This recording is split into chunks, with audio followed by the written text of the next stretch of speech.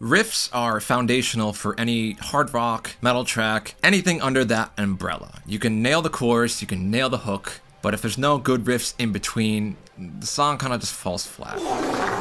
So I'm gonna go over my method of creating riffs, whether you're just curious how riffs are made, or if you want to make your own riffs. I'm gonna go over, to the best of my ability, how I go about making riffs. Now, all good riffs start off with an idea. Me personally, it's usually one measure. And to get that idea, there's a couple ways you could do it. Method one would be honestly just noodling and improvising on your instrument of choice. So for me, it would be guitar, just putting aside time, just me and the guitar, messing around with the intent of writing something.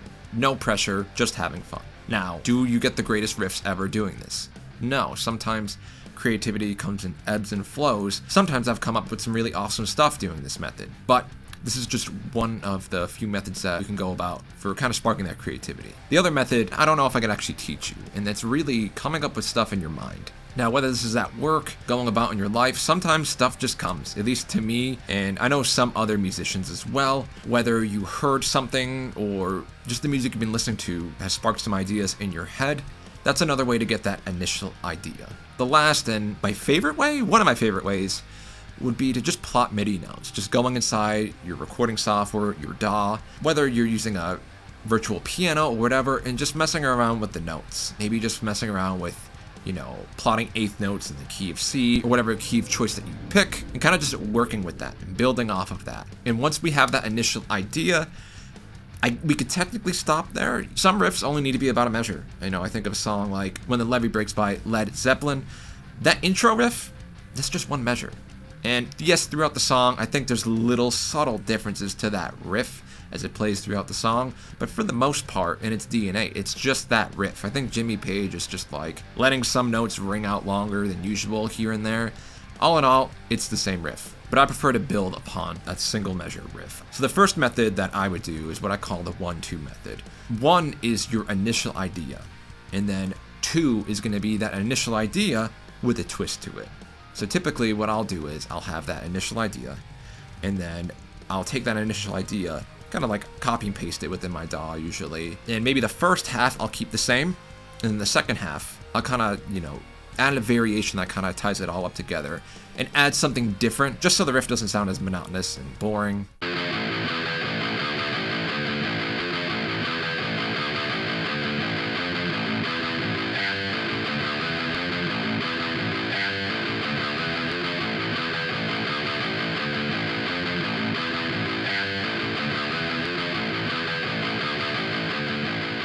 Again, one measure sometimes can work, but I like to make things longer if possible. And that's the easier method. I don't do it too much, but you can get some pretty cool results, especially if you're layering on top of this riff.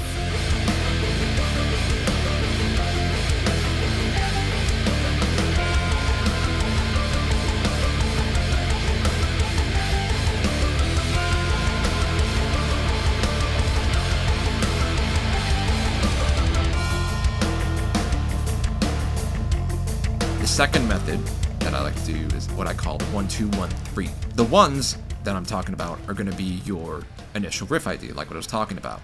So 1-2, 2 is going to be a different idea, a different variation from 1, just enough to keep it from not being monotonous. It's also a good spot to, spark some more unique variations on the riff too.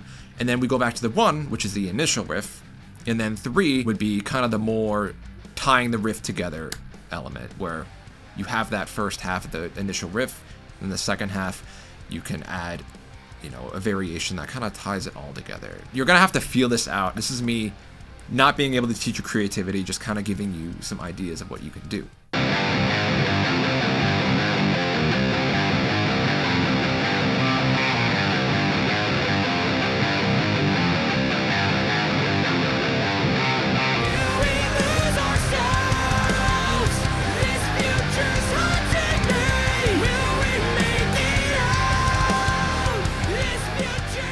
So recapping a little bit on the 1-2, 1-3 method. 1, that's your initial idea.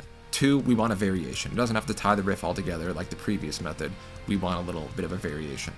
1, we go back to the 1 that kind of keeps the riff grounded, and 3 is kind of where we tie everything all together with a different variation. And that's how I build a riff. I've been writing riffs for quite a while, and the 1-2-1-3 method is probably my favorite. I've done it plenty of times. I'm sure I've gone and done different methods, but these two methods are the ones that have worked the best for me. And getting that initial idea with those 3 other methods, that's pretty much what I've been doing for the majority of my music career. So, hope you enjoyed the video. Leave a comment below if you have any questions. This is kind of hard to explain, so I apologize if it's a bit confusing. Thank you for watching.